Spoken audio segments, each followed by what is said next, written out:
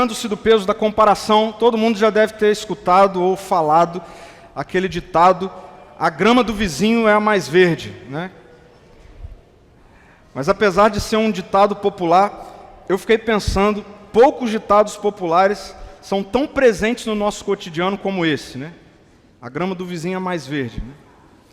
Essa ideia de que aquilo que tem do nosso lado é sempre melhor, é sempre mais, é sempre maior do que o nosso.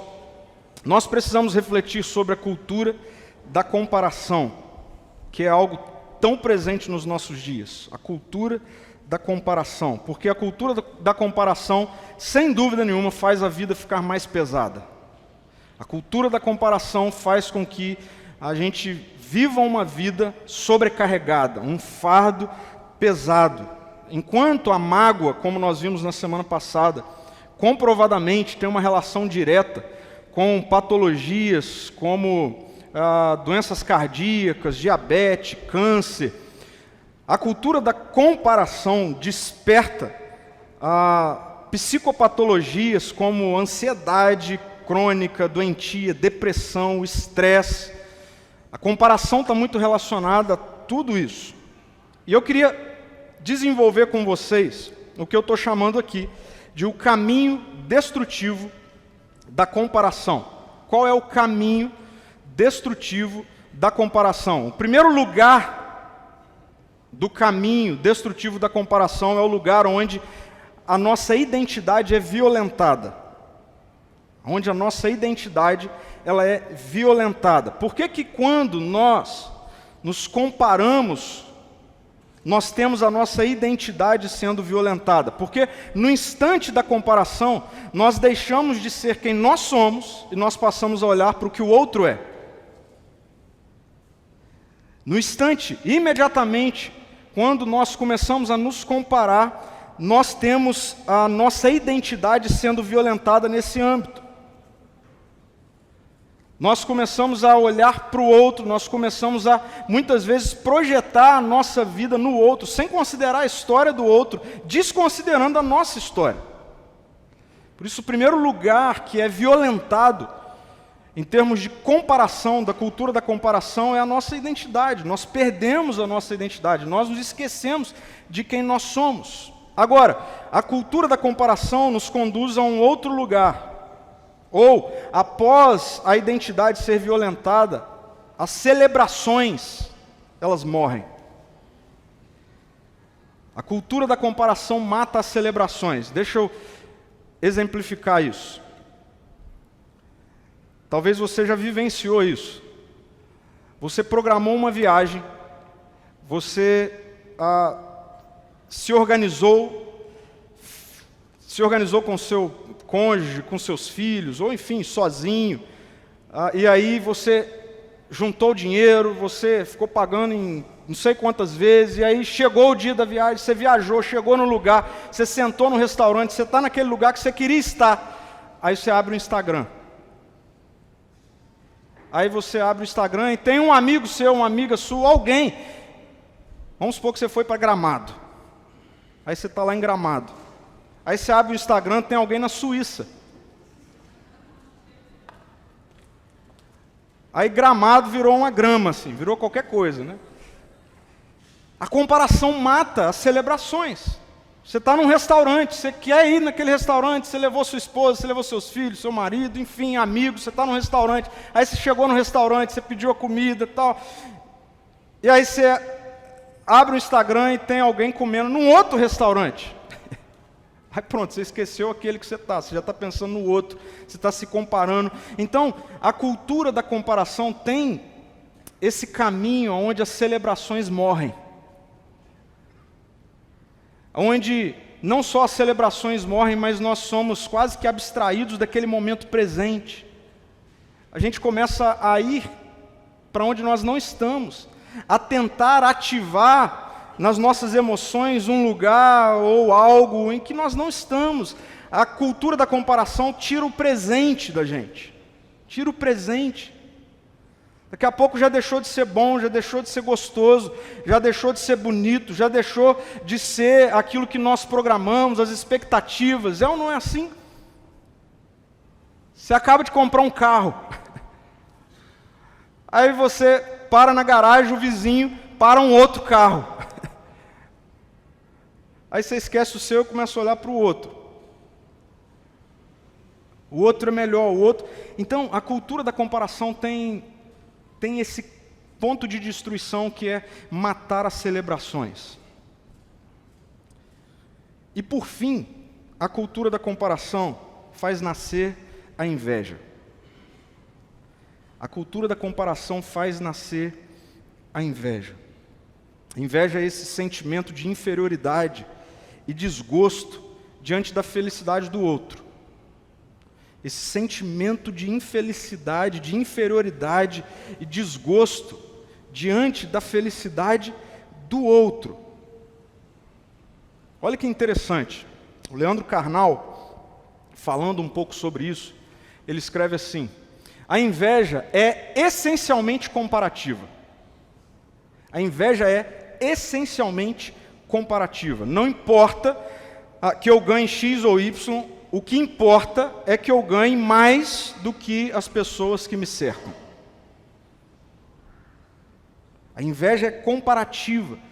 E ela tem essa relação com não importa o que eu tenho, não importa onde eu estou, não importa o que eu estou fazendo, importa que eu tenha, faça mais do que o outro. Por isso ele diz que a inveja, ela essencialmente é comparativa. Está vendo? O caminho, o desfecho da cultura da comparação, inevitavelmente, é a inveja.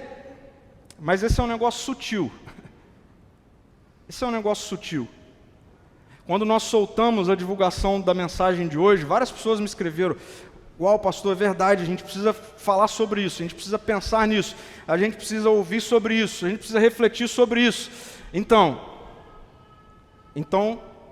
nós somos um bando de invejosos. Isso é sutil, porque a gente tem facilidade de dizer assim: eu sou muito ansioso. Na verdade, tem pessoas que até celebram isso, né? A nossa cultura celebra isso. Quando você diz que você é muito ansioso, tem a ver com você é muito atarefado, você faz muita coisa, né? Ou as pessoas celebram o fato de dizer assim: não, eu sou alguém muito cansado. Ah, então se você está muito cansado é porque você trabalha muito e tal. Agora, é difícil ouvir alguém falar assim: eu sou muito invejoso. Eu sou muito invejosa. Mas é inevitável. É inevitável, porque o caminho da comparação nos conduz à inveja. Nos conduz a esse ambiente onde não tem a ver com o que eu tenho, tem a ver com eu ter mais do que o que eu vejo ao meu redor.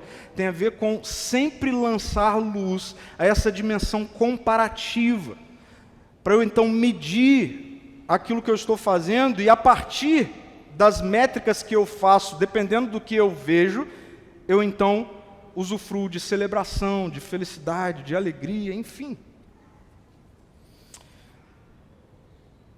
A gente precisa resolver esse problema.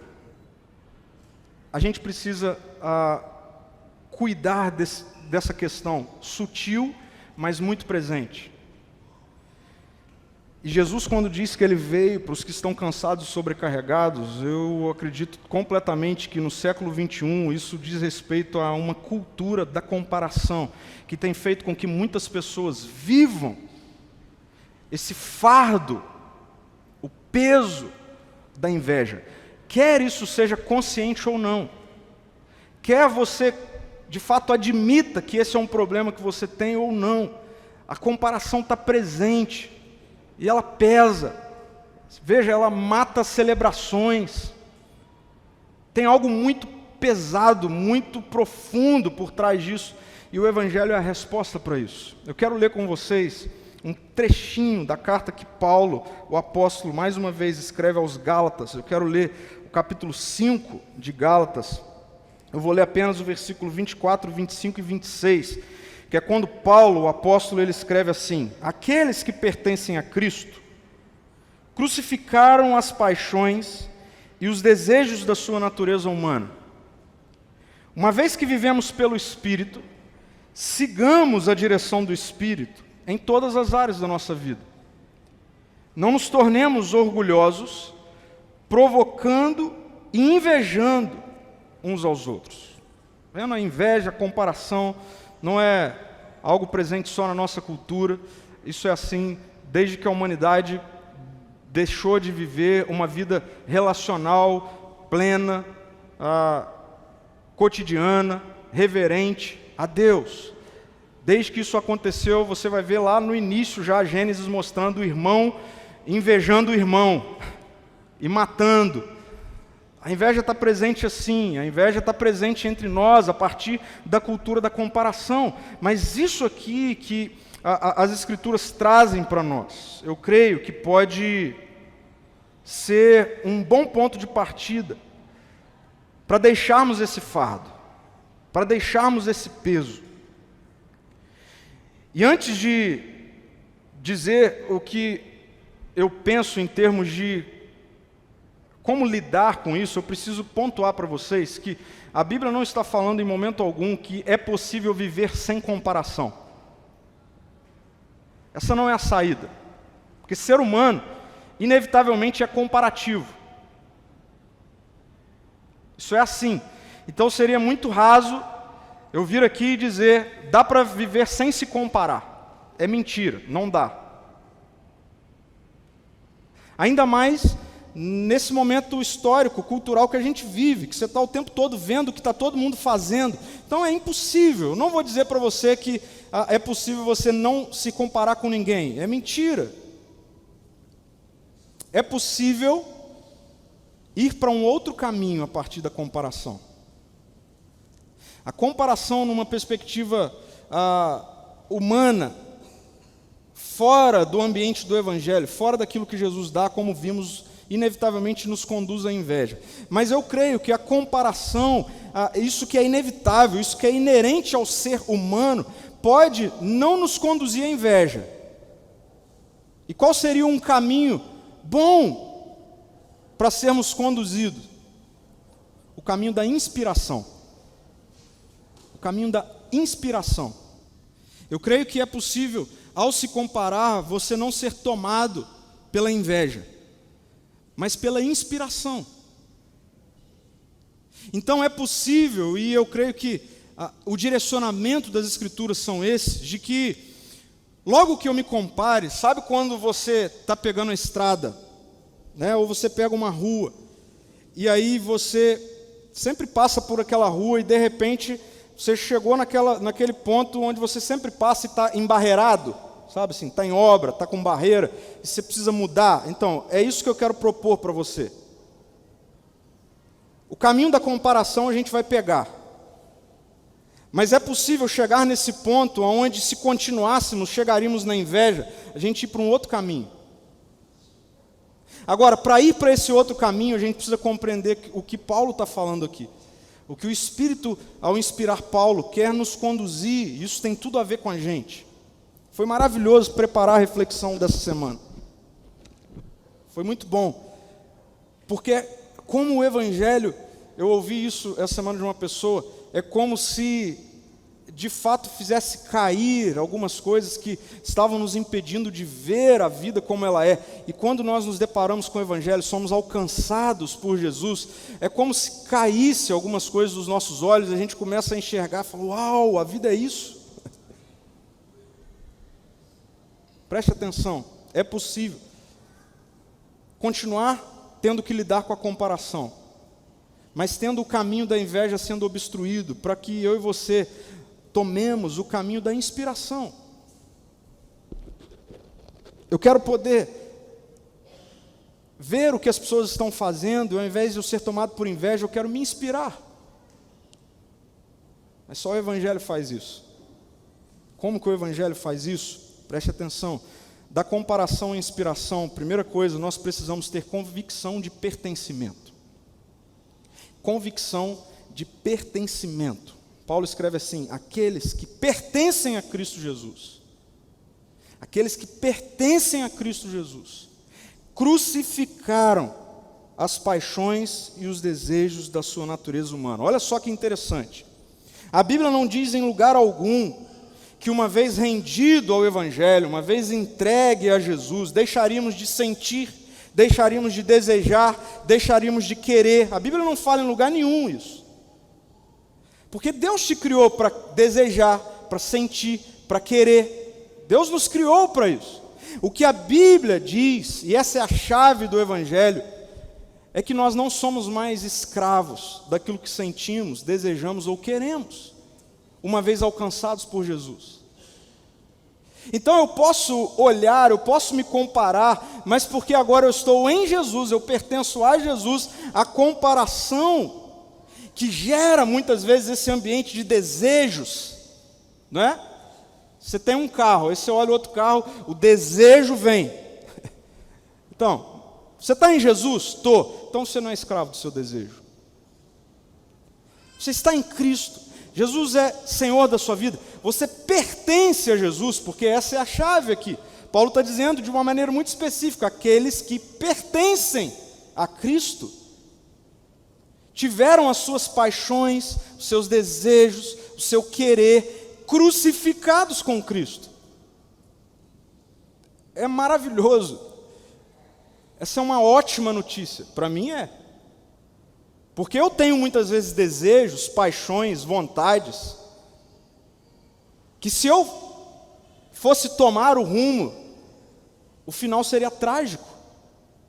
E como é bom saber que eu não sou dominado pelo que eu sinto, pelo que eu quero, pelo que eu desejo, porque o que eu sinto, o que eu quero, o que eu desejo, a partir do momento em que eu pertenço a Jesus, foram crucificados com Ele. A convicção de pertencimento. É inevitável, irmãos e irmãs, a cultura da comparação, ela se infiltra nesse ambiente das paixões e dos desejos, é ou não é? A cultura da comparação em nós, nas nossas emoções, na nossa psique, ela se infiltra aí. Nas nossas emoções, nos nossos desejos, nas nossas vontades. É aí que ela se infiltra. E como é bom a notícia que as Escrituras estão trazendo para nós, esse fardo da escravidão, daquilo que sentimos, daquilo que queremos, daquilo que desejamos, nós, os que estão em Cristo, os que pertencem a Cristo, não tem mais. Eu não sou dominado por isso. Eu não pertenço às paixões que eu tenho. Eu pertenço ao Cristo que morreu por mim. Essa precisa ser uma notícia prática na nossa vida. Verdadeira na sua vida. Você não pertence ao que você sente, você não pertence ao que você deseja, você não pertence ao que você pensa, você não pertence a nada disso, você pertence àquele que morreu no seu lugar, Jesus. É isso que Paulo está dizendo. As suas paixões, as minhas paixões, os seus desejos, os meus desejos, foram todos eles crucificados com Cristo. Agora, gente, presta atenção nisso. Sabe por que muitas vezes nós não usufruímos dessa verdade e vivemos no nosso cotidiano sendo escravizados por nossos desejos, vontades?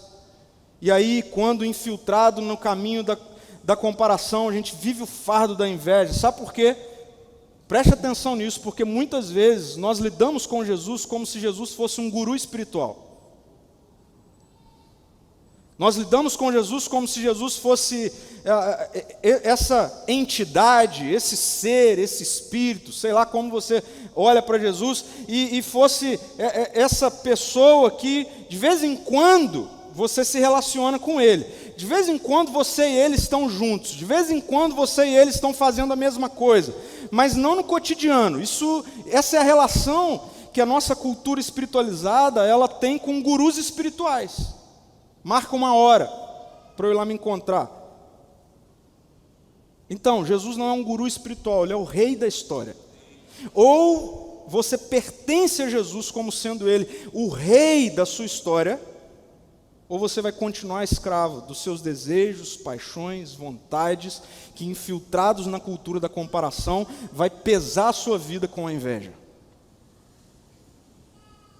Convicção de pertencimento.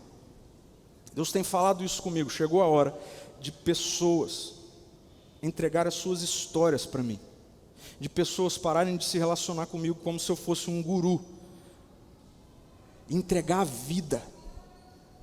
E não é entregar o futuro, é entregar o presente. o agora, a sua semana que está começando hoje. É você dizer: Senhor, eu te pertenço, você é rei sobre a minha história. Em tudo que eu faço nesse ambiente onde o Senhor governa. O Senhor não governa aqui. O Senhor não governa enquanto você vai para o seu quarto, abre a Bíblia, ora. Não é nesse momento que o Senhor governa. O Senhor quer governar a sua maneira de trabalhar, a sua maneira de estudar, a sua maneira de se relacionar com o vizinho, com a vizinha, a sua maneira de ir para o shopping, ir para a praia, viajar. O Senhor quer governar a sua vida. E o Senhor quer governar a sua vida porque Ele é o único que tem condição de fazer isso. Porque se não for Ele, inevitavelmente serão as suas paixões, seus desejos, as suas vontades. E ai de nós sermos governados por isso. Convicção de pertencimento. Segundo, da comparação à inspiração, nós precisamos ter convicção de um direcionamento singular. Convicção de que Deus governa e dirige a sua vida de maneira singular. Sabe o que significa? Que você não é o outro. Significa que você não é a outra. Você não é as milhares de pessoas que você segue no Instagram, Facebook. Você não é, a sua história não é a da celebridade A ou B. A sua história não é do youtuber A ou B. A sua história é a sua história. E Deus ama a sua história. Deus fez você. Você é singular para Deus. Você é alguém que Deus, como Davi escreve no Salmo 139, escreveu a história de maneira apaixonada por você. Ele ama você. E Ele tem uma história para você. A história que Ele tem para você não é a história que Ele tem para mim.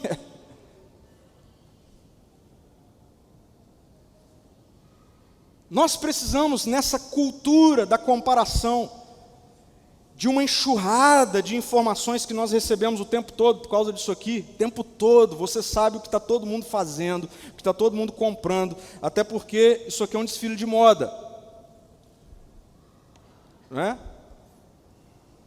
Aqui só se posta o close, o corre ninguém posta. É só o close. E o problema é que a gente acha que a vida é o close.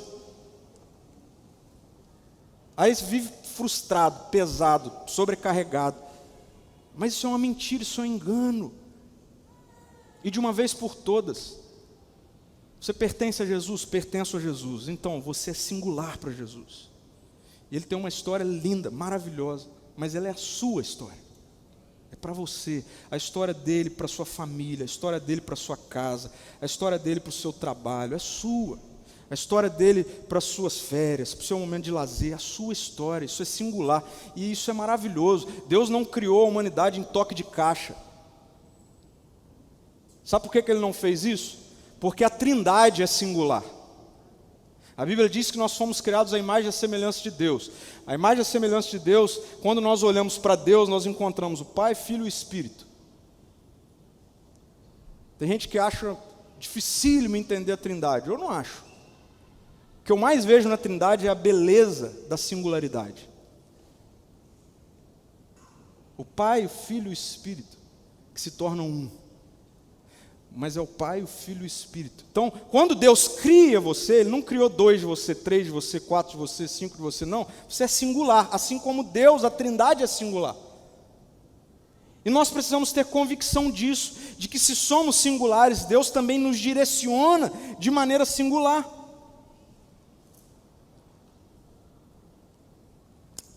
Como que esse entendimento obstrui o caminho traçado pela cultura da comparação? Me levando a enxergar o cuidado singular que Jesus tem em todas as áreas da minha vida. Porque é isso que a Bíblia está dizendo. Olha só, sigamos a direção do Espírito em todas as áreas das nossas vidas. Aí eu olho para o meu pai, então eu falo: Pai, então quer dizer que o Senhor tem a história do Senhor para mim. No meu casamento, Ele vai dizer: filho, a história é sua para o seu casamento.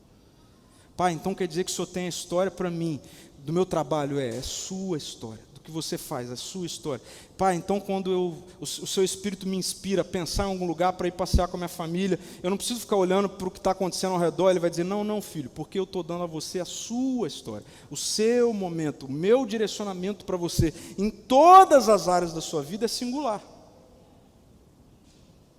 Isso é maravilhoso.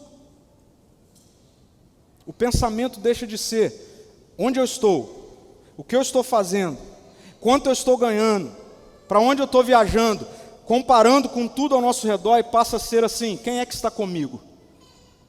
E se você tem convicção de quem é que está com você, é o Espírito, é Jesus, então está tudo certo.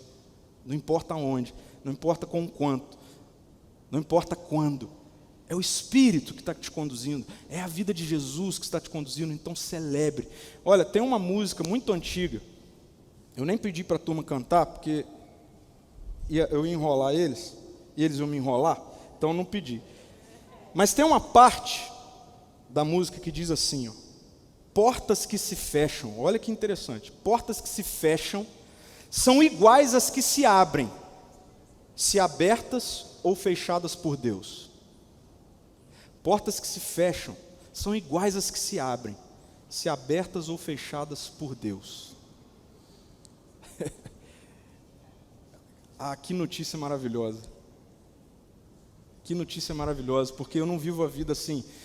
Quais foram as portas que abriram para as pessoas? Deixa eu olhar no Instagram aqui. Olha os negócios que está todo mundo fazendo. Olha para onde está todo mundo indo.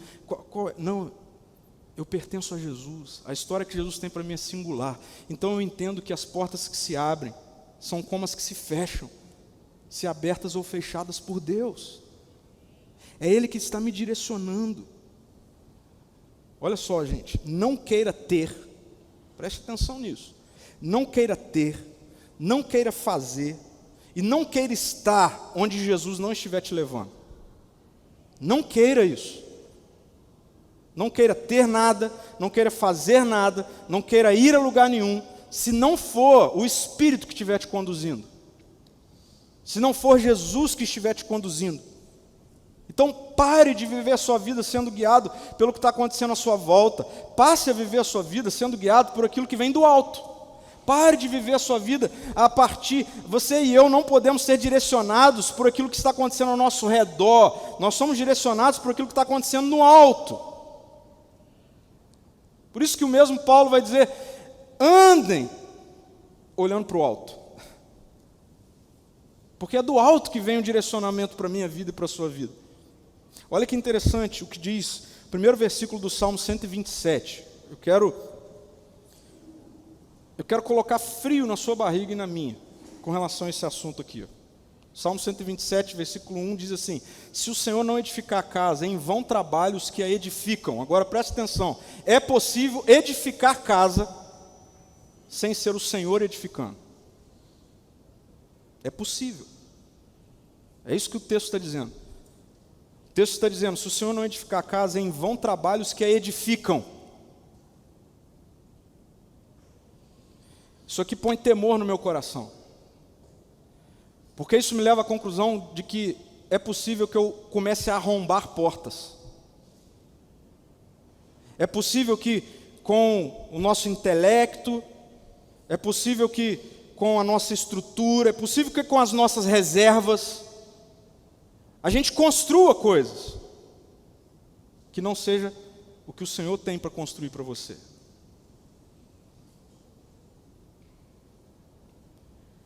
E a gente precisa ter temor diante disso, porque se nós entrarmos por portas que não seja o Senhor abrindo, todas essas portas nos levarão a lugares pesados, trágicos, disfuncionais, porque não existe nada pior do que viver a vida no lugar onde não seja aquele guiado pelo Espírito para você viver, para eu viver.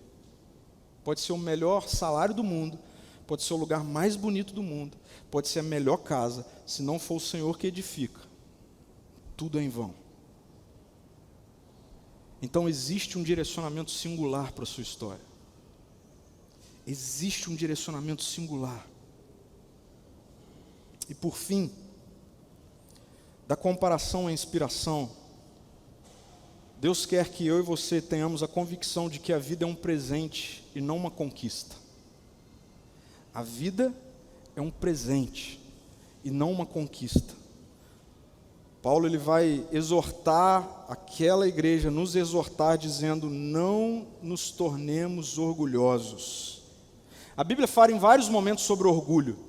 E o orgulho nas Escrituras está sempre em contraste com dependência de Deus. É muito interessante isso. Orgulho na Bíblia tem muita relação com soberba. E aí a reação ou a ação das Escrituras com relação aos soberbos, aos orgulhosos, sempre tem a ver com cuidado. Cuidado. A Bíblia diz, por exemplo, que Deus concede graça aos humildes, mas resiste aos soberbos, resiste aos orgulhosos. A Bíblia diz, por exemplo, que a soberba, o orgulho, precede a ruína. Ou seja, o orgulho está aqui, está muito perto de um desastre. Mas é interessante que eu e você muitas vezes vivemos orgulhosos. Ah, como assim eu vivo orgulhoso? A gente vive achando que a vida é para ser conquistada, quando no Evangelho a vida é dada, a vida é um presente, a vida é uma dádiva, a vida não é uma conquista. E aí, eu quero que você acompanhe comigo a minha linha de raciocínio aqui sobre isso. A gente fala muito em gratidão, não é verdade? Gratidão. Inventaram até uma palavra, uma cultura, gratitude, né? A gente posta hashtag gratidão, hashtag gratitude. Então, mas gratidão verdadeira só acontece, ela só é real, gratidão só é verdade, se nós reconhecemos que nós ganhamos algo. Seja comigo aqui, ó. Gratidão só é uma atitude verdadeira se eu ganho algo. Se eu ganho. Não existe gratidão se eu preciso conquistar. Olha só, se eu preciso conquistar, não há gratidão. Se há uma conquista, então tem o meu esforço. Olha o caminho. Se é uma conquista, então tem o meu esforço. Se tem o meu esforço, então o mérito é meu. Se o mérito é meu, eu não tenho que agradecer. Acompanhou? Olha só, se é uma conquista, se a vida é uma conquista, se viver é conquistar, se viver é essa história de todo dia você ter que conquistar alguma coisa, se essa é a vida, se é assim que nós vivemos, conquistando, então é pelo nosso esforço. Se é pelo meu esforço, o mérito é meu. Se o mérito é meu, eu não tenho a quem agradecer.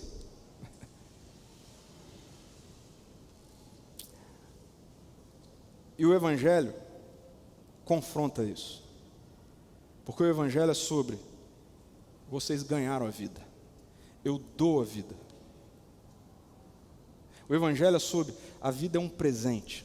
Ah, mas e o trabalho? Sou eu. É? Se você entende que a vida é um presente, nem no trabalho é você. Porque se você não estiver vivo, você não trabalha. Se você não estiver respirando, se você não estiver com o coração batendo, se você não estiver organicamente vivendo, você não faz nada. Por isso que Tiago, na sua carta, ele vai se deparar com um bando de gente, ainda bem que isso não tem a ver com a nossa cultura, isso é lá atrás, que vivia a vida assim: amanhã nós vamos fazer isso, semana que vem nós vamos fazer aquilo, nós vamos comprar aqui, nós vamos fazer negócio lá, nós vamos para aquela cidade, nós vamos viajar para lá. E Tiago se depara com isso e fala: pera. Aí Tiago faz uma pergunta, ele faz assim: o que é a vida? O que é a vida? E ele pergunta e conclui dizendo assim: a vida é como uma neblina, que aparece de manhã, de tarde ela já não existe. Aí Tiago diz: então, ao invés de vocês viverem essa vida orgulhosa, vocês precisam viver assim, ó: se o Senhor quiser, é Ele que me governa, é Ele que me dirige, é Ele que me dá fôlego de vida, é Ele que me faz andar, é Ele que me faz ter vida. Aí, olha que interessante, nesse ambiente, onde todos nós entendemos que a vida ela é um presente, não é uma conquista, concordam comigo que não tem por que eu me orgulhar de nada? Uma vez que não tem por que eu me orgulhar de nada, não tem por que eu provocar ninguém. Não é meu. Tem uma música que a gente canta que fala que nem o ar que enche os meus pulmões, eles vêm de mim. Eles são meus, não são. Então tudo que eu tenho não é meu. E se tudo que tem não é meu, eu não tenho que provocar nada. E se eu não provoco nada, e se eu entendo que tudo que eu tenho não é meu, eu não tenho como sentir inveja. Olha a beleza do Evangelho, né? A inveja perde espaço. E aí quando a inveja perde espaço, sobra o lugar para inspiração. Sobra o lugar para inspiração. Então, gente querida, a comparação ela é inevitável. Eu não quero que ninguém saia daqui, ninguém em casa, ninguém que ouvir essa mensagem depois, tente entrar por esse caminho assim, não, agora eu não comparo mais com ninguém, não vou mais... Não, você vai se comparar. A comparação ela é inevitável, mas tomar o caminho da inveja é evitável. E é evitável pelo Evangelho, porque o Evangelho, a vida de Jesus nos coloca nesse ambiente onde nós pertencemos a Jesus. Eu não pertenço ao que eu desejo, eu não pertenço ao que eu sinto, eu não pertenço ao que eu quero, eu pertenço a Jesus. Desejos, vontades, o que eu quero, foram crucificados com Jesus. Nesse ambiente, eu sei que Ele cuida de mim. Deus cuida de mim, Deus cuida de você, da sua história, de maneira singular. Deus cuida. E Deus quer que você saiba que a vida é um presente. Você pode e deve ser excelente em tudo que você faz, ser dedicado, ser responsável, fazer bem feito. A Bíblia diz que nós devemos fazer tudo como para o Senhor. Qualquer coisa que você fizer, você precisa fazer para o Senhor. Você precisa ser uma referência no que você faz. Você precisa, enfim, ser um expert naquilo que você faz. Mas tenha por detrás que tudo que você é, faz ou chega, você é, faz ou chega, porque a vida é um presente. E não uma conquista. E quando a gente sabe que a vida é um presente e não uma conquista, não há lugar para o orgulho, não há lugar para a provocação, não há lugar para a inveja. Há lugar para a inspiração. Vamos refletir, vamos praticar. Eu quero primeiro lançar luz a essa pergunta aqui. A quem você pertence? A quem você pertence? E olha só, gente, isso aqui pode ser confundido. E eu sempre que tiver oportunidade vou falar que isso aqui pode nos confundir. O quê? Você pode olhar para essa pergunta e olhar para o seu tempo de igreja. Você pode olhar para essa pergunta e olhar para o tempo em que você frequenta uma igreja, em que você se considera cristão. Aí você pode responder essa pergunta à luz disso, do seu currículo religioso. Tá bom? Mas para todo mundo ficar tranquilo, eu fui enganado pelo meu currículo religioso. Eu fui enganado pelo meu currículo religioso. Chegou uma hora que eu me deparei com Jesus como um rei. Eu precisei reconhecer que eu estava tentando reinar sobre mim. Chegou uma hora da minha vida em que eu olhei para Jesus e eu disse, eu não me rendi ao Senhor como rei da minha história, como rei do meu coração, rei da minha mente. Eu sou um desses que tive que reconhecer que a minha relação com Jesus era uma relação de um guru espiritual, uma relação que eu queria, aquilo que erroneamente nós chamamos de salvação, sabe? Eu não gostava desse negócio da ideia de inferno, né? Aí eu falava, tá bom, se tem como eu me livrar desse negócio lá, quando eu morrer, como é que é? Onde que eu compro a ficha? Isso não é entender o Evangelho. Você vai continuar escravo. Porque a cruz, a morte de Jesus, ela é atemporal. A morte de Jesus, ela não é cronológica. A morte de Jesus é kairos, é tempo de Deus. É Deus na eternidade invadindo o cronos. Portanto, quando Deus na eternidade invade o cronos, crucifica o Filho, e eu falo, eu me rendo a Jesus. Eu creio no que Ele fez por mim.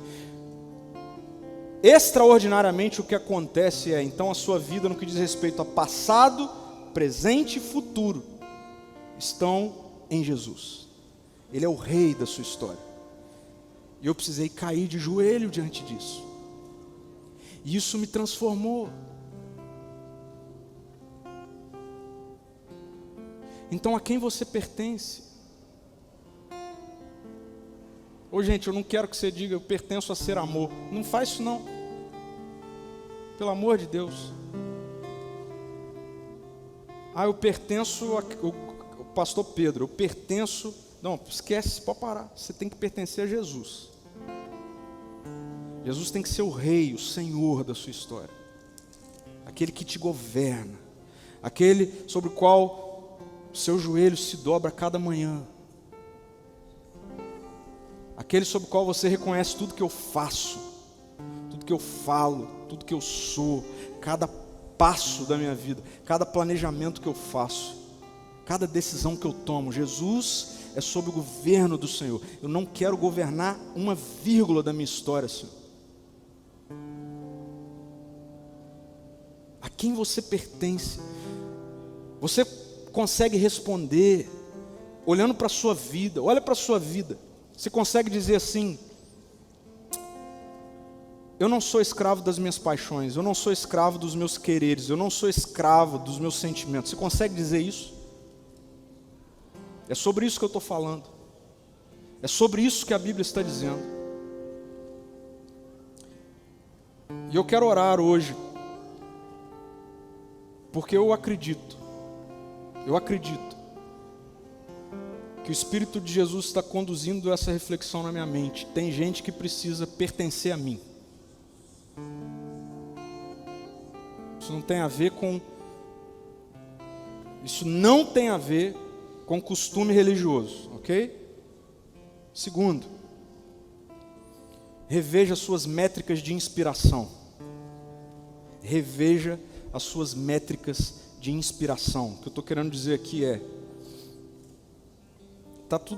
gente, olha só, está tudo certo a gente olhar para pessoas ao nosso redor, que na nossa área são pessoas bem-sucedidas, são pessoas que têm uma carreira legal, são pessoas que têm um bom salário, são pessoas que construíram patrimônio. Não tem problema você olhar para essas pessoas, ok? Para essa realidade e se inspirar. Agora, tem problema você se inspirar mais nisso do que em gente cheia de Jesus.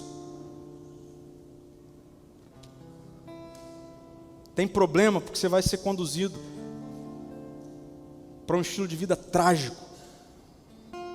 Há algum tempo eu tomei uma decisão, agora, no meio dessa loucura de pandemia, em que a gente começou a ter uma enxurrada de live, de curso, de um monte de coisa, né? Entrando na nossa casa, entrando no nosso escritório de casa, assim. Não sei você, né? Mas eu no início assistia 1 milhão de lives. Aí chegou uma hora que eu comecei a ficar doido com esse negócio, assim. E aí, no meu tempo com Deus, o Espírito começou a trazer essa reflexão. Quais são as métricas que você usa para você dizer que alguém te inspira?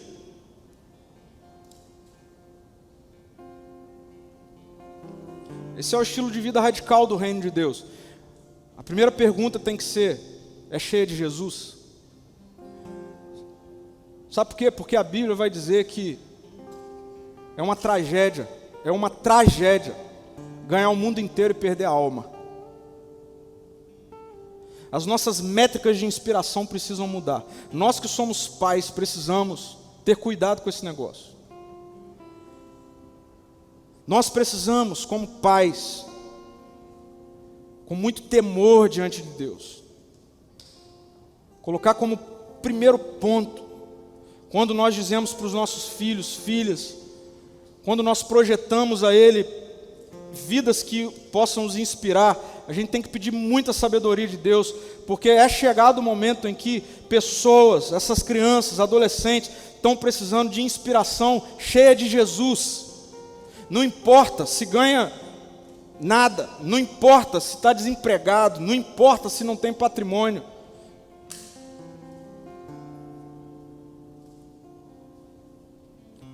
Lembre-se, a Bíblia diz: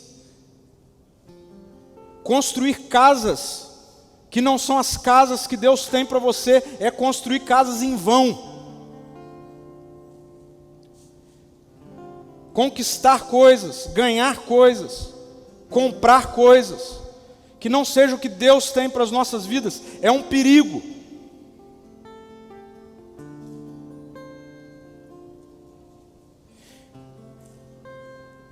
Então nós precisamos orar por isso. Senhor, eu quero rever as métricas de inspiração da minha vida. Eu orei por isso. Você precisa orar por isso. Quem que te inspira? Por que que te inspira?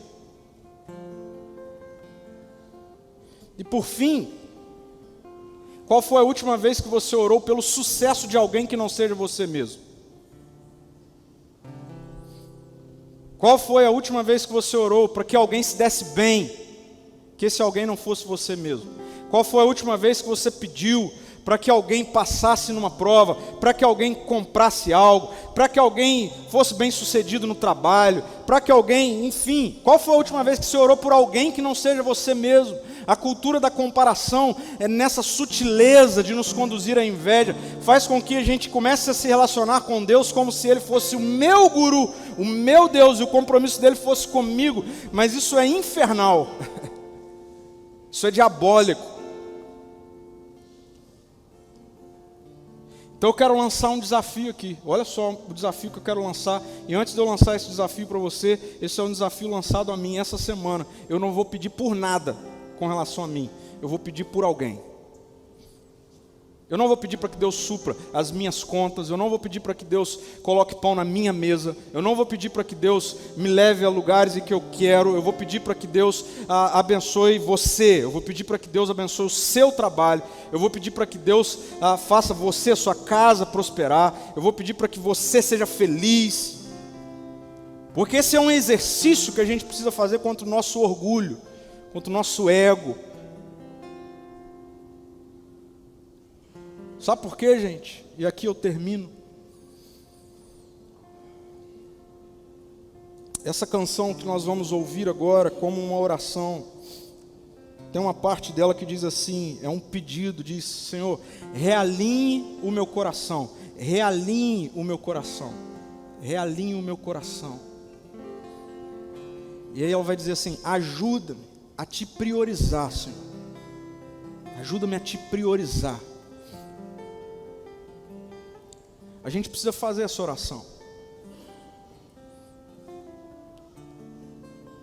Jesus é o nosso melhor amigo. Ele é quem traz o ambiente da paternidade. Ele é quem traz o ambiente do cuidado. Mas Jesus é rei. E um rei realinha a nossa vida. Um rei realinha o nosso coração. Eu não tenho nenhuma dúvida. Seguidores de Jesus, pessoas que se rendem ao Evangelho, pessoas que são governadas por Jesus, não sofrem pela cultura da comparação, não tem dúvida, não sofrem, não são pessoas invejosas, não são pessoas que têm condição de olhar para o que está acontecendo na vida do outro e celebrar.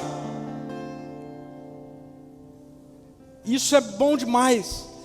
Eu amo olhar rede social e ver assim, pessoas que eu conheço, né, já aconteceu com alguns aqui, se dando bem, viajando, passeando de férias. Eu faço questão de escrever, mandar coração, dizer que alegria. Eu oro, falo: Senhor, obrigado, porque o Senhor está dando isso para eles, Senhor. Porque esse é um ambiente do reino de Deus. E aí a gente não sofre com inveja. E aí a gente não sofre com a cultura da comparação. Em determinados momentos nós somos até inspirados. A gente olha uma foto e fala assim: pô, vou para esse lugar aí também. Deus, me leva aí nesse lugar aí também. Inspiração, não é inveja, é inspiração. Feche seus olhos, vamos orar. Jesus, obrigado, porque nós somos alcançados pelo Evangelho da Graça, pelo evangelho do amor, pelo evangelho que nos comunica que nós fomos achados, nós fomos recuperados, nós fomos adotados, nós somos filhos, filhas. Obrigado, Jesus, porque tudo que precisava acontecer para estarmos de volta em Deus, o Senhor fez na cruz, ela é definitiva. E obrigado porque a cruz não é sobre a morte de Jesus, mas é sobre a minha morte. É sobre a morte das minhas paixões, é sobre a morte dos meus desejos desenfreados, é sobre a morte do meu orgulho, é sobre a morte do meu ego. A cruz é sobre a morte daquilo que torna a minha vida disfuncional. Obrigado, Jesus. Obrigado, Jesus, porque eu te pertenço. Eu pertenço ao Senhor, o Senhor é rei da minha história. Nós confessamos isso aqui, confesse isso para Jesus, diga: Senhor, você me comprou com o seu sangue, eu sou seu. Fale isso para Jesus: Jesus, eu sou seu, eu sou sua, o Senhor governa a minha vida, o Senhor é meu rei, o Senhor tem a minha história, o Senhor tem o meu passado, o Senhor tem o meu presente, o Senhor tem o meu futuro. Senhor, a minha vida é sua. Comece a dizer para Deus: obrigado, Deus, porque o Senhor tem uma história singular para mim. Deus, eu peço, eu oro em nome de Jesus, para que o Senhor derrame da história singular que o Senhor tem para cada pessoa que está aqui nessa noite, para cada pessoa que está em casa, seja no trabalho, seja no casamento, seja na criação de filhos, seja em qualquer área da vida. Deus, comece a mostrar que o Senhor tem uma história singular. Comece a mostrar que nós não vivemos pelo que vemos, nós vivemos por quem somos. Em nome de Jesus eu repreendo a inveja, eu repreendo o fardo da comparação que causa inveja, Deus, do nosso meio, da nossa mente, do nosso coração. Nós somos tão livres, tão livres, tão livres, e nós confiamos tanto no seu amor, que nós nem precisamos orar pedindo algo para nós, mas durante essa semana a gente pode orar por outros. Tamanha a nossa confiança no cuidado do Senhor. Faz isso, Jesus. Faz isso. Nos dê essa experiência durante essa semana de ver que o Senhor cuida de nós.